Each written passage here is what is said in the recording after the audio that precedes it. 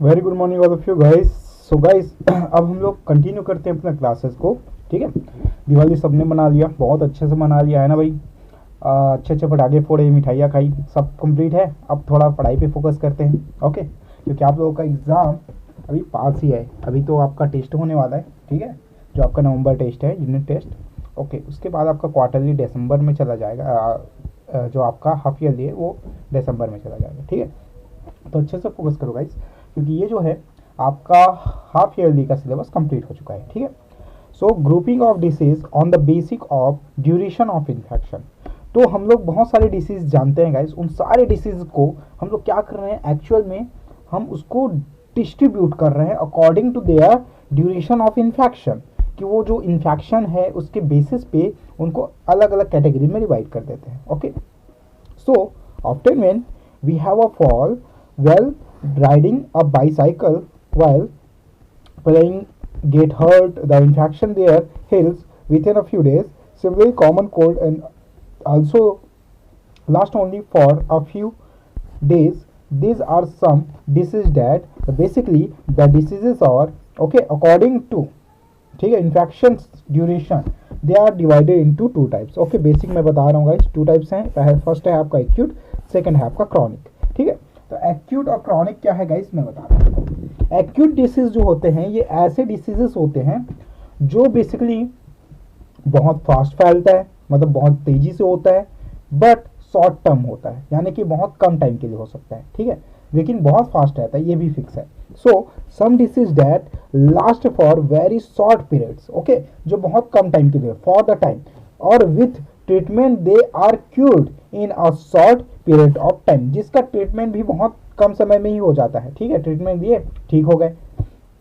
In general health is not affected adversely due to them. और guys हम लोग का जो हेल्थ है इस डिसीज से, एक्यूट डिसीज से उतना ज़्यादा इन्फेक्टेड नहीं होता। Okay, so this are like common cold, flu etcetera. तो ये जितने भी है ना, जैसे कॉमन कोल्ड फ्लू है तो ये बहुत फास्ट फैलता है, आप सबको पता है, बहुत जल्दी होता है, ये तेज होता है। ठीक है, एक्यूट होता है, बहुत जल्दी होगा। मोस्ट इंपॉर्टेंट बात ये हो जाती है कि इसका ट्रीटमेंट भी उतना ही सेफली होता है ना, कोई टेंशन नहीं रहता। लेकिन ये कॉमन कोल्ड जो होता है, हमारी जो बॉडी है उस पर कोई ज़्यादा लैंगली इफेक्ट नहीं डालता। ठीक है, मतलब ये सिंपली रहता है।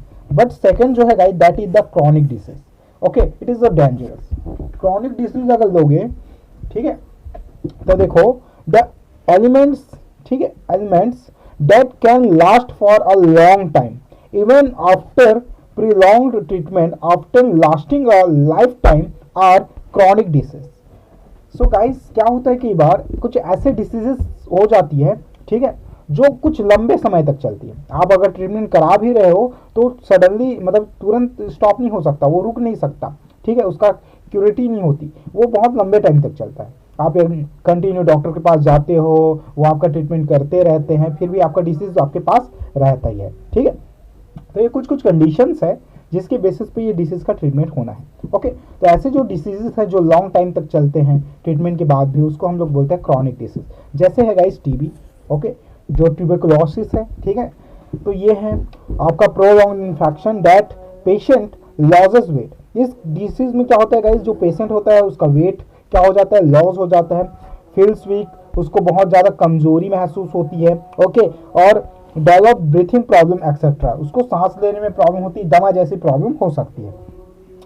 Without proper treatment in proper time and acute disease में also turn to a chronic ones. Okay, basic क्या होता है, अगर हम लोग एक्यूट डिसीज से इन्फेक्टेड है लाइक कॉमन कोल्ड, ओके, या फ्लू, अगर इस पे हम लोग लापरवाही दिखाएं, अपना ट्रीटमेंट नहीं कराएं, तो ये कुछ टाइम बाद क्या हो सकता है, क्रॉनिक में चेंज हो जाएगा और ये ऐसे कंडीशन में ये आपके लिए डेंजरस हो सकती है। Okay, for example if cough and cold become persistence, it may take the form of a kind of asthma. Okay, तो आपको एजमा की प्रॉब्लम हो सकती है। ठीक है गाइस, अगर आपने कोल्ड और जो आपका कफ है उसको ट्रीटमेंट नहीं कराया तब। ओके, देखते होगे जब एजमा होता है तो फिर हमारे लंग्स में बहुत ज़्यादा पेन होता है। ठीक है, तो ये है, बहुत सारी प्रॉब्लम्स होती है। तो ये दोनों डिसीज की कैटेगरी याद रखना। अब देखो disease and its causes.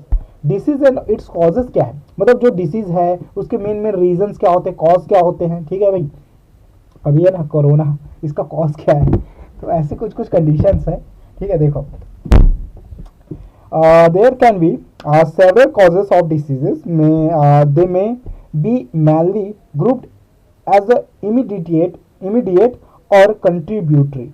Okay, so basic is the small child, एक कंडीशन बता रहे हैं गाइस, ठीक है। अलग अलग कंडीशन के अकॉर्डिंग डिसीज को क्या किया, डिस्ट्रीब्यूट किया।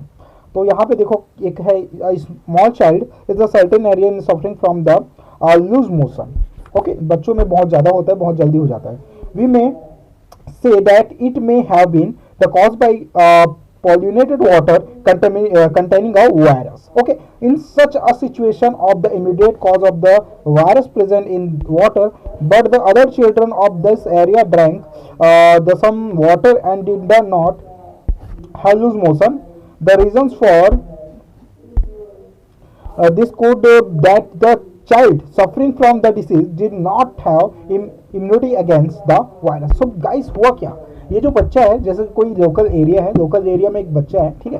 तो आप बेसिकली देखे होगे ऐसे बच्चों में क्या होता है, एक प्रॉब्लम हो गया जैसे इस बच्चे में हुआ, इसने अपने लोकेलिटी का वाटर लिया, ठीक है, ड्रिंक कर लिया। वहाँ पे जो वाटर की जो अमाउंट थी उसमें कुछ वायरस थे, ठीक है, जिसकी वजह से उसको लूज मोशन हो गया।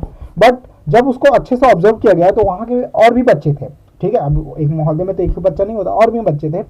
उनको जनरली जब उन पे ऑब्जर्व किया गया तो उनको ऐसा कोई प्रॉब्लम था ही नहीं।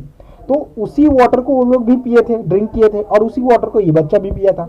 तो सोचो एक बच्चे में इन्फेक्शन हो गया, लूज मोशन हो गया, बाकी बच्चे को हुआ नहीं। इसका मेन रीजन क्या है? इसका मेन रीजन होता है गाइस, बहुत इंपॉर्टेंट याद रखना, इम्यूनिटी।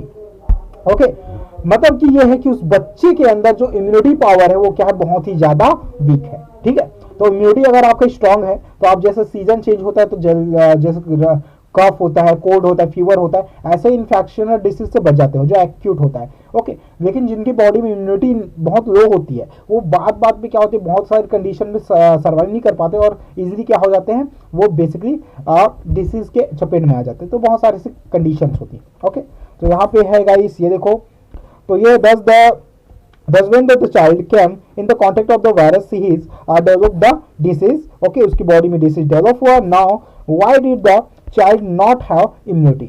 ठीक है, अगर उसके बच्चे के अंदर इम्यूनिटी नहीं है तो उसका रीजन क्या होता है गाइस? अच्छा, इसके बेसिस पे मैं आपको बता देता हूँ। इसका रीजन ये हो सकता है, या तो उस बच्चे के अंदर जो डाइट है वो प्रॉपर नहीं हुआ होगा, या उसकी बॉडी में जो बैलेंस फूड होती है वो प्रॉपर नहीं गया होगा, ठीक है। तो ऐसे कुछ कुछ कंडीशंस होती है। Okay, so a reason for the could made the malnourishment, the child did not have proper food, okay, to develop immunity. The body of the child may thus have lack of nutrition ingredients. तो ingredients की भी क्या होती है, बहुत ज़्यादा deficiency हो जाती है। बहुत सारे इंग्रेडिएंट्स कम हो जाए तो आपकी बॉडी जो होती है फिर मैलनरिशमेंट कंडीशन पे चली जाती है। Okay, it could also be possible that some characters inherited by the child render him more prone to the virus. The lack of food and heritable cause which do not cause the disease in the lack of the virus are contributory causes. Another contribution cause may have been the condition due to which the child did not get clean water. This may have been because the family lives in a place where due to the lack of cleanness water may have become polluted. Okay guys, यहाँ पे क्या होती है, एक condition है, या तो उस बच्चे में इम्यूनिटी कम है, या ये भी हो सकता है कि ये जो डिसीज है वो बेसिकली हेरिडेटरी हो रही है, यानी उसके पेरेंट्स में, मतलब जो हम लोग बोल रहे हैं ना इम्यूनिटी प्रॉब्लम, तो इम्यूनिटी प्रॉब्लम का पहला प्रॉब्लम तो समझ में आ गया कि बैलेंस फूड नहीं मिल रहा है, या फिर उसकी बॉडी में जो है न्यूट्रिशनल इंग्रेडिएंट्स है उसकी डिफिशियंसी हो गई हो, या हो सकता है कि इम्यूनिटी का जो प्रॉब्लम है उसके हेरिडिटी में हो, जेनेटिक्स हो, उसके जनरेशन टू जनरेशन ट्रांसफ़र हो रहा हो। तो बहुत सारे कंडीशन होते हैं, कुछ इन्वायरमेंटल फैक्टर भी डिपेंड करते हैं। तो ये सारे कंडीशंस हैं, ठीक है, इम्यूनिटी को डिफेक्ट करने के। ओके गाइस, फिर हम लोग और एक कंडीशन पढ़ेंगे, यानी कि डिसीज के एक कैटेगरी तो एक्यूट क्रॉनिक हो गया, सेकेंड है infectional and non infectional. Okay,